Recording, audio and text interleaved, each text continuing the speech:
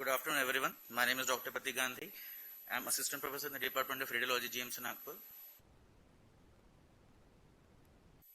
Today we are here to learn about the role of X-ray and CT scan in diagnosing and scoring COVID-19 infections. As ma'am has already mentioned, the PCR test is a very specific test, but it has got a lower sensitivity of in the range of 65 to 95%, which means that the test can be negative even when the patient is infected. Also, you have to wait for the test results, which can take around 12 to 24 hours. So we'll switch directly to the CT. So this image that you can see over here, it's a very typical pathognomic image of CT in COVID infection. As you can see, very characteristic subpleural peripheral ground glass opacities can be seen with perihalar sparing would be seen in this image, and it is a most common finding as would be seen in COVID-19 infections. You need to remember the word like multifocal, bilateral, posterior and peripheral. It is a most common finding that would be seen in COVID-19 infections. If these GGOs are interspersed with intralobular septal thickenings, as can be seen in this image by the arrow marks, so the interstitial findings would give it a crazy paving type of appearance. It is also seen in COVID-19 infections. It can also be associated with vascular dilatations, as can be seen in this image. And all the fibrosis and the traction would cause a pull on the bronchus and can cause traction bronchiectasis, as can be seen in this image. So this arrow over here.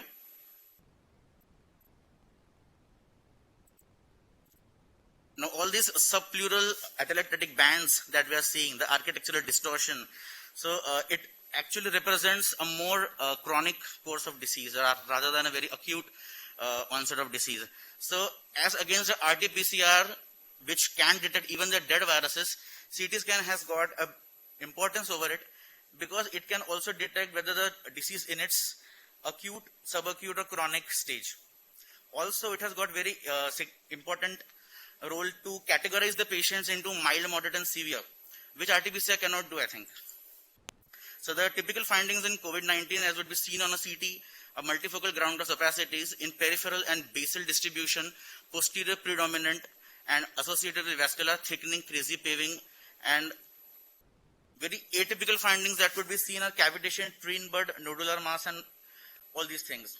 From strictly a physician's point of view, I think CT scan has got virtually no contraindication in COVID-19 patients. We are not going to use any contrast to the patient. So even if the patient has renal failure or any such thing, CT scan can be done for those patients.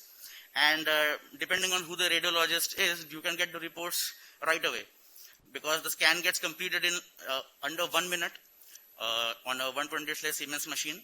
So CT scan has got its importance. Now the most common finding, as I have already told, is that the ground glass opacification, which is seen in like 88% of the patients, and consolidation would be seen in lesser number of patients. Now what is CORADS? You must be wondering what is CORADS. So many physicians must have asked me what is CORADS and why are we using it. So it is a standard lexicon that all the radiologists internationally are using. So we have, it actually imparts specificity to the diagnosis and clarity to the physician. Because all the patients coming with suspicion of COVID-19 would have symptoms of cough, breathlessness and fever. And there's a myriad of conditions that could have all these conditions. So, for example, if the patient has got congestive cardiac failure, pulmonary edema, pulmonary hypertension and such conditions, so CORADS 1 would be what I would give to that patient because it's normal or non-infectious abnormalities. Similarly, if the patient has an infection but which is totally other than COVID-19 like tuberculosis or aspergilloma or any other thing, it would be CORADS 2. If I am not able to understand which infection it is, whether it is COVID or not, then it is CORADS 3, which is indeterminate or unequivocal. If I could see a single isolated patch of subpleural ground glass opacity, which is very suspicious for COVID-19 but not highly typical for it, so it would be a CORADS 4. Whereas the image that I had already shown in the first slide, which has multifocal bilateral subpleural GGOs with all those septal thickenings, and very characteristic image for COVID-19. So it would be CORADS 5. And obviously PCR positive is CORADS 6. So giving this CORADS classification all throughout the globe has given a standardized approach in the management of COVID-19. So these are the differential diagnoses that we need to keep in mind while reporting the CT scan. It is therefore very important to take the appropriate clinical setting into account when applying CORADS, because there may be a lot of false positives, there may be a false number of false negatives that can arise from our reportings. Now, as in this case, you can see there's a multifocal involvement. There's a lot of subpleural GGOs would be seen. There's a lot of subpleural architectural distortion, fibrotic bands that can be seen in this image. So it's a very typical finding of a CORADS 5 patient. Again, in this image, bilateral GGOs, reverse halo sign. There's a consolidation surrounded by the GGOs would be seen in this image. It's again very typical for COVID-19, and it can be given a CORADS 5 score. Now coming to the temporal CT changes, again this is very important from a physician's point of view. We need to remember very clearly that up to half of the patients have normal CT scans within the first 2 days of symptom onset. Thus it is not wise to advise CT in the first 2 days. It is just overutilization of the CT modalities, and it is being done at some level all throughout the globe.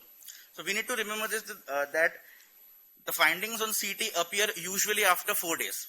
In the earlier initial stage, the CT may be normal, or there would be very subtle GGOs that may be missed by inexperienced radiologists. In around 5 to 8 days, we get increased GGOs and crazy paving will appear. At around second week, when we have the cytokine storm and raised markers and everything, so that period will correspond with the period of peak stage, and we can see some amount of consolidation over there. So when we see some amount of consolidation on a scan, we can easily determine that the scan has reached its peak, the acute stage is almost over, and it's going to enter into the subacute stage. And afterwards, after 14 days, when we see a lot of fibrous stripes, the architectural distortion, the subpleural bands, and such kind of thing, then it can be inferred that the patient is entering into a stage of resolution or persistence, or the fibrosis will continue throughout the life. So the acute stage is already over. So to sum up, the thing is that GGOs would represent acute stage of a disease, and consolidation, subacute, and fibrosis would be determining the chronic stage of the disease. And also, again I'm repeating, half of the patients have normal CT scans within the first 2 days of symptom onset. So if one of you gets slight cough, fever, any such thing, do not run to the radio department to get a CT scan done, because it is going to be normal and you are going to get false assurance, you are going to get complacent, and you are going to spread the infection far and wide. So coming out to the next topic, that is the CT involvement scoring for COVID-19 infection, CT severity score, that is CTSS. It can be done by 2 methods, the Lobar method and the segmental method. The method that we are following very widely is the Lobar method.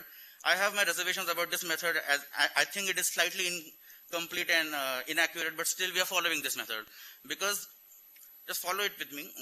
For example, if the entire right lung is involved, then the patient would get a score of 15, which will classify him as a severe disease.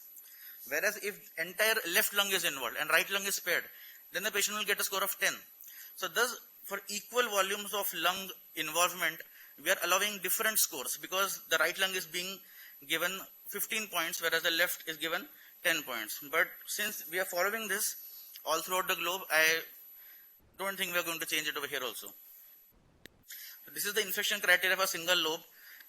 You must be knowing this by now. If it is less than 5% infected, we are giving a score 1. If 5 to 25%, the score allowed is 2. In 25 to 50%, the score allowed is 3. In 50 to 75%, the score allowed is 4. And if it is more than 75% involvement, up to 100%, we give a score of 5 to the patient. As I said, CTs can be used to categorize the patient. So a score below 8 is mild, 9 to 15 is moderate disease, and more than 15 is a severe COVID infection. Now, cons is, I have heard a lot of physicians also say this, whatever score we get, if you multiply it by 4, that can represent the total volume of lung involvement, but it is not true, Because suppose that all the lobes have a 10% involvement, so we will give a score of 2 for all the 5 lobes. It will give a score of 10, but then it doesn't mean that 40% of the lungs are involved. We should remember this: multiplying by 4 doesn't give you the actual volume of lung involvement. And this right versus left issue I have already explained. So this is some images. So as you can see, there is no involvement over here. So it's a 0% involvement of the RLL. There's a tiny subpleural focal patch over here. So this is less than 5% involvement in this image.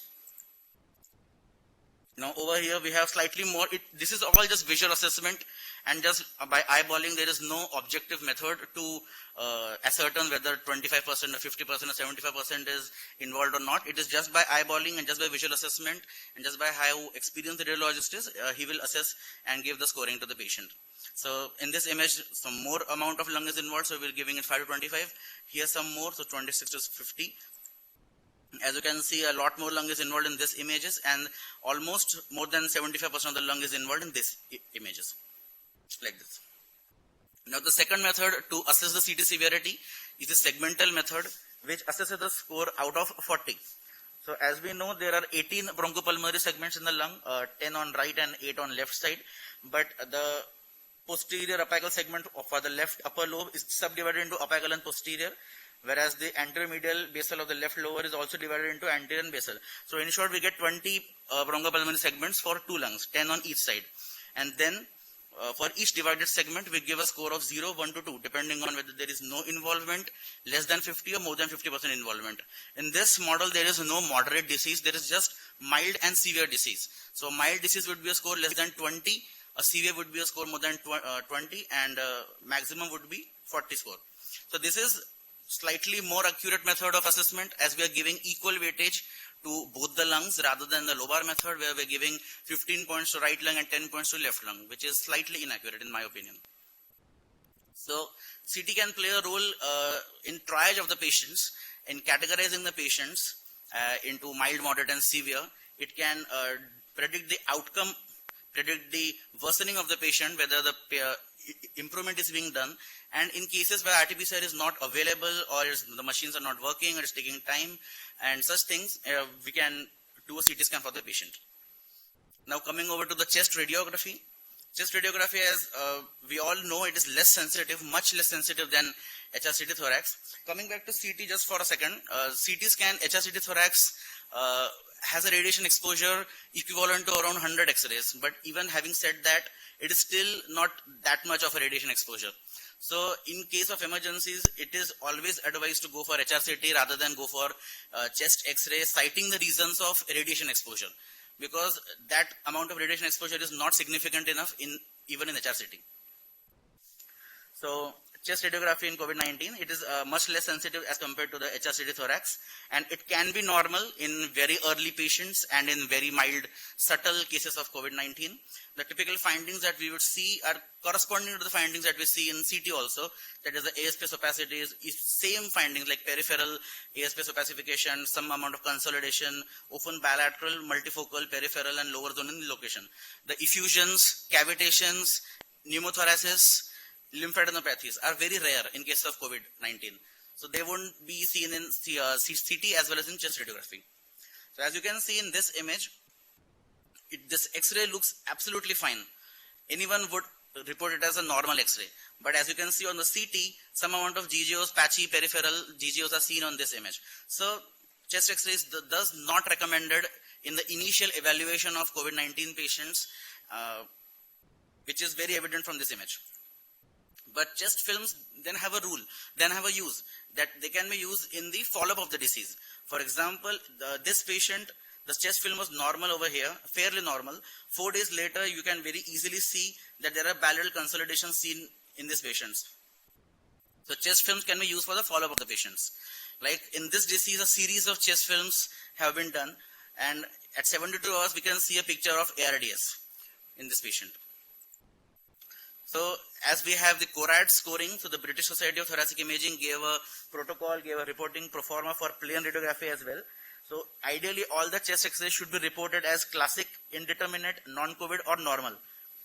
So classic is lower lobe and peripheral predominant multiple opacities that are bilateral. indeterminates that doesn't fit the classic description for COVID-19. Non-COVID are all the atypical findings like pneumothorax, lobar pneumonia, effusions, lot of lymphadenopathy and obvious pulmonary mass kind of thing, pulmonary edema. And normal is COVID-19 is, and even in normal patient, it is very important to remember that COVID-19 is not excluded because COVID-19 can be seen even in normal chest X-rays as we have just seen. So the teaching points would be that severe CT findings have been reported in more than 70% patients of RT-PCR proven COVID-19 cases. Chest X-rays are a good monitor and should be used only for the follow-up of COVID-19 patients rather than for the initial evaluation of COVID-19 patients. The total severity score is a good indicator for the clinician to identify at an early stage the patients with the highest risk and plan specific treatment strategies for them. And chest imaging is not to be indicated as a screening test for COVID-19 in asymptomatic patients. So chest imaging is indicated in patients with moderate to severe respiratory symptoms and any previous probability of COVID-19. In high-risk hospitalized patients with comorbidities, and when the RT-PCRs are not available or they are negative, and the clinician is still highly suspicious of the disease, as we know that RT-PCR is only 60% sensitive, so the clinician feels that it is COVID and the RT-PCR is negative, we can solve this problem by doing a HRCT thorax. A negative chest examination does not exclude COVID-19 infection, so correlation with RT-PCR, clinical presentation, epidemiology, history obviously is required. So now coming over to the post-COVID sequelae. Now the post-COVID sequelae can be in three forms: the resolution, the complete resolution of the symptoms, the persistence of the crazy paving and the typical findings, and third is the fibrosis. So no specific guidelines have been laid even now for follow-up radiological examination, but we tend to do it in around third week, around day 18 or day 19 of the infection to see for residual fibrosis or any persistence or any resolution. So as per the data, pulmonary lesions are completely resolved during the third week after discharge. So like in this patient, a 73-year-old male can be seen. So these are the fibrous stripes that are seen in the right lower lobe in this image.